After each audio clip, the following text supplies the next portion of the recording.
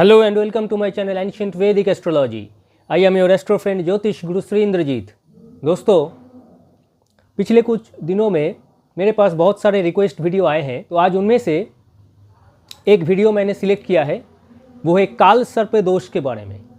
वैसे तो काल सर्प दोष के बारे में बहुत सारे मिथ मार्केट में मौजूद है कि काल सर्प दोष होते ही नहीं है।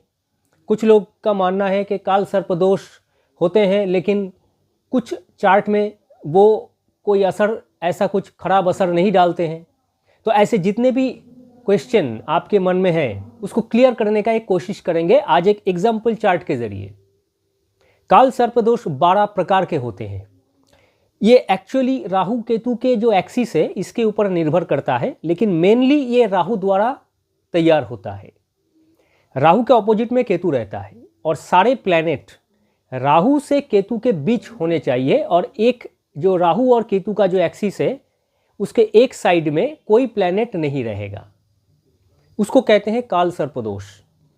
अब कुछ कुंडली में लग्न के ऊपर निर्भर करता है, ये काल सर्प दोष उतने हानिकारक नहीं होते हैं, और कुछ केसेस में ये बहुत ज़्यादा हानिकारक होते हैं। वैसे हमारे शास्त्र में, हमारे जो पराशरी एस्ट्रोलॉजी है या जो और भी पुराने जो एस्ट्रोलॉजी के मान्यता प्राप्त ग्रंथ है, वहाँ पे काल सर्प दोष के बारे में कुछ ज़्यादा कहा नहीं गया है। तो इनमें से कुछ लोगों को ये लगता है कि एक्चुअली ये कुछ है ही नहीं, लेकिन ये एकदम से कुछ है ही नहीं, ऐसी बात नहीं है। इसका असर होता है, लेकिन लग्न के ऊपर निर्भर करता है वो कितना ज़्यादा हानिकारक है। तो एक एग्जाम्पल चार्ट देखिए। इस एग्जाम्पल चार्ट में देखिए जहाँ पे ASC यानी एसेंडेंट लिखा हुआ है वो लग्न है। यहाँ पे ये कन्या लग्न है। एकदम टॉप में जहाँ पे मून चंद्रमा लिखा है वो है आपका एरिस यानी मेष राशि। उसके बाद एंटी क्लॉकवाइज मेष, वृषभ, मिथुन ऐसे जा रहा है। तो वृषभ राशि में रवि, शनि, बृहस्पति और बुध एक साथ है। राहु मिथुन राशि में बैठे हैं। उसके बाद लग्न ASC कन्या लग्न है। उसके बाद कन्या के बाद तुला खाली है, वृश्चिक खाली है। धनु में केतु और मंगल है, मंगल बकरी है। रेट्रोगेट R लिखा हुआ है मंगल के ऊपर, केतु और मंगल एक साथ है। उसका नेक्स्ट घर मकर राशि खाली है, कुंभ राशि खाली है, और मीन राशि में शुक्र उच्चका बैठे हैं। तो यहाँ पे देखिए राहु से केतु यानी राहु केतु एक लाइन में, अगर आप एक स्केल बिठा देंगे, एक लाइन खींच लेंगे राहु से केतु तक, तो उसके दाहिने तरफ सारे प्लैनेट है, लेकिन बाईं तरफ कोई भी प्लैनेट नहीं है। तो ये एक काल सर्प दोष है।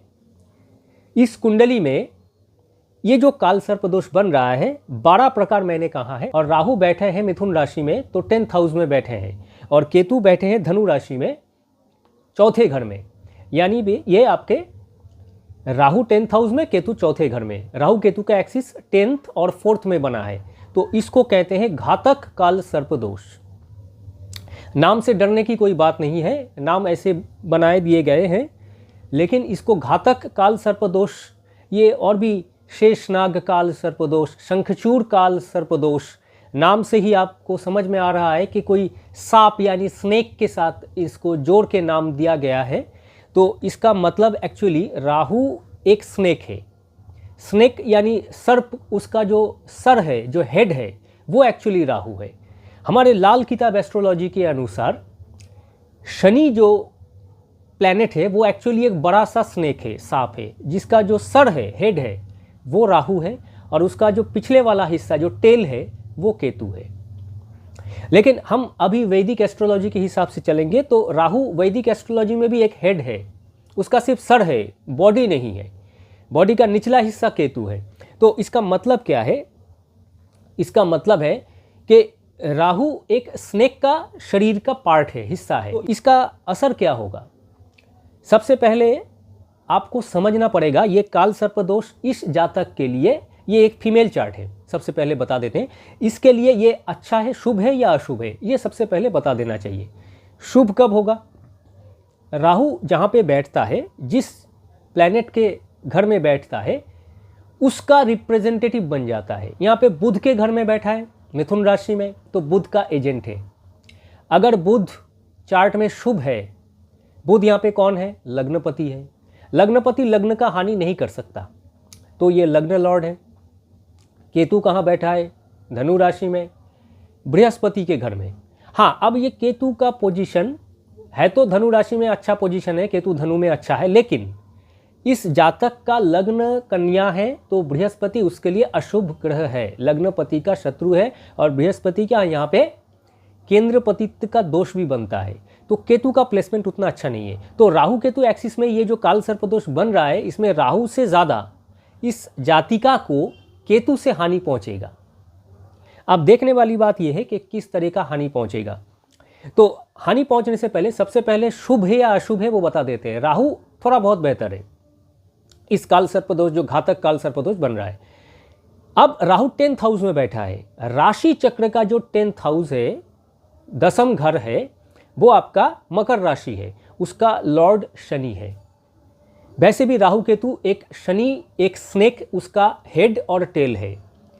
तो यहाँ पे 10th में बैठा है राहु, तो शनि का पोजीशन चार्ट में देखना है वो शुभ है या अशुभ है, जो कारक है 10th हाउस के, क्योंकि राहु 10th हाउस में बैठा है तो 10th हाउस का कारक शनि है, कर्म का कारक शनि है, 10th हाउस से प्रोफेशन देखा जाता है। वो शनि यहाँ पे देखिए रवि द्वारा कंबस्ट है, वृषभ राशि में बैठा है, रवि द्वारा कंबस्ट है। शनि जब भी रवि द्वारा कंबस्ट हो जाता है वो अशुभ जरूर बन जाता है। तो इस कुंडली में राहु का भाव वाइज जिस भाव में बैठा है 10th हाउस, उसके हिसाब से अशुभ फल होने चाहिए। तो शनि किस चीज़ का कारक है? कर्म कारक।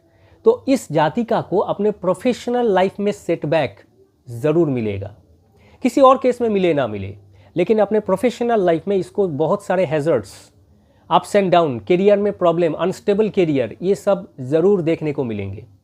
केतु तो पहले से ही अशुभ बन के बैठा है। केतु यहाँ पे धनु राशि में बैठा है, जो जुपिटर को रिप्रेजेंट कर रहा है, जो लग्नपति कन्या लग्न का शत्रु है।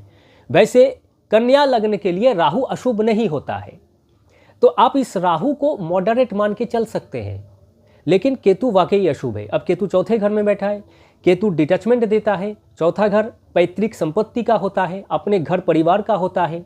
केतु उससे डिटैचमेंट देगा, या तो इसको पैतृक संपत्ति मिलेगी नहीं, या तो पैतृक संपत्ति नष्ट हो जाएगी, या तो घर परिवार से दूर होना पड़ेगा।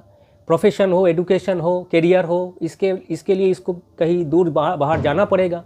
आप कहोगे कि भाई करियर के लिए बहुत लोग बाहर जाते हैं, लेकिन ये कभी घर परिवार के साथ रह ही नहीं पाएगा।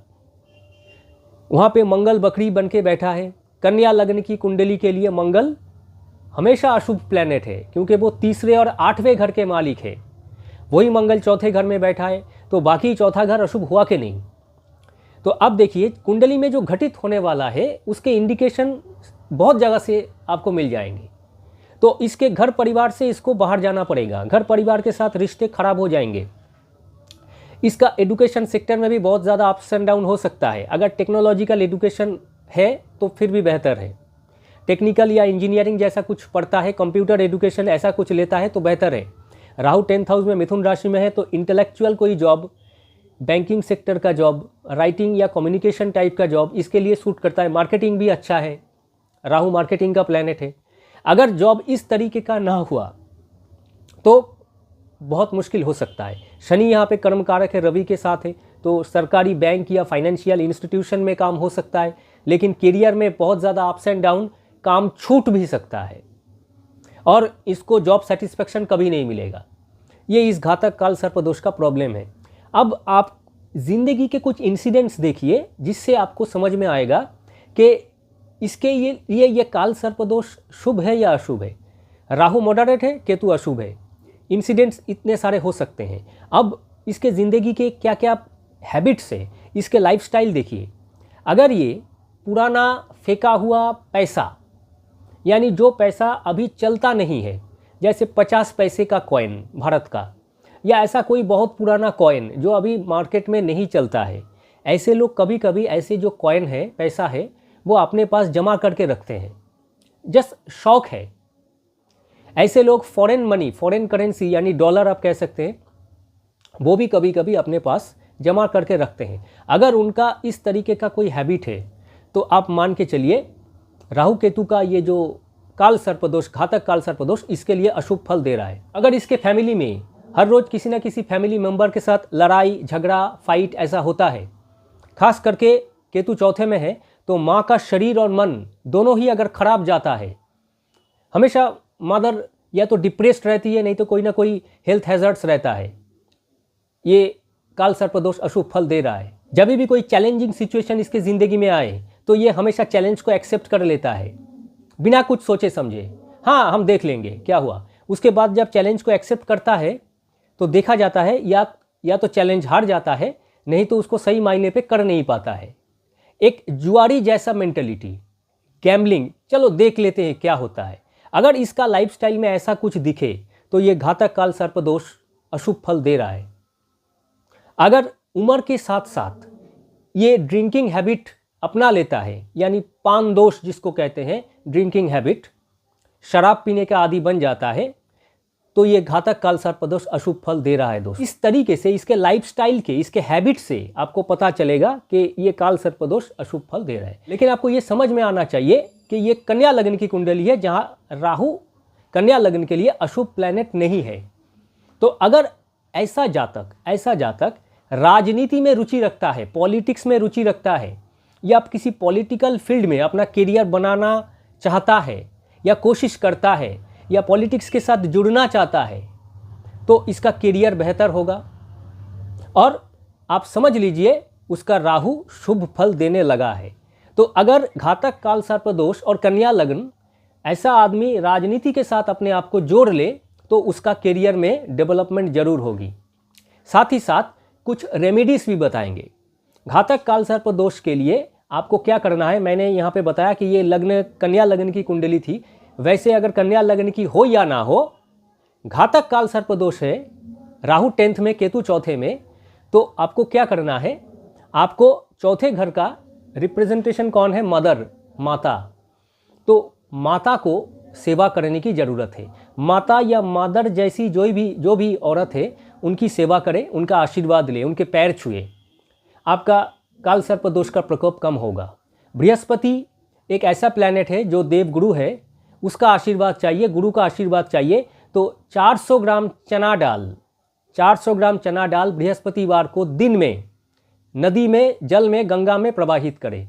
जब प्रवाहित करें अपना नाम और गोत्र बता के प्रवाहित करें, ऐसे कुछ अर्पण करने जैसा। यह आपको कम से कम 7 बृहस्पतिवार को दिन के समय करना है। दूसरा क्या करना है, हल्दी रंग का, येलो कलर के कोई भी मिठाई जो मीठा है और हल्दी येलो कलर का है, ऐसा चीज़ आपको मंदिर में दान करना है।